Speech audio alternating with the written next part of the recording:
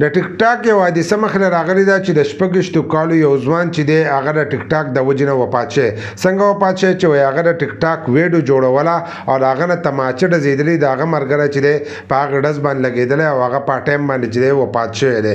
نو تاسو هم په خپلو کشرانو باندې چې دی نظر ساتئ چې هغه تماچه ټوپک چې دی داسې هم په لاس کې نه رالي. بل لاس ځینې ماشومان دی هغه ویډیوګان جوړوي، د ویډیوګان لپاره چې دی هغه قسمه قسم څیزونه رالي لکه تماچه، ټوپک، چوړکۍ، توره، هر قسمه شی چې دی د ویډیو دپاره راغلی و چې زموږ دا ویډیو چې دا مخکې لاړ شي. خو ټیک ټاک چې دی دا قسمه ویډیوګان چې دی دا نه سپورټ کوي. په دا قسمه ویډیو باندې چې دی وارننګ راځي، خو ځینې ماشومانو ته چې دی د دې پته نشته او هغه دا قسمه څیزونه چې دی دا راغلي او موږ به په دې باندې ویډیو وکړو، زموږ ویډیو چې دا مخکې راشي. ځکه په ځینو ویډیوګانو کې د هغو مخې ته دا څیزونه راغلي، نو کم چې تاسو ته راغلي هغه ټیک ټاک والا نیول نه.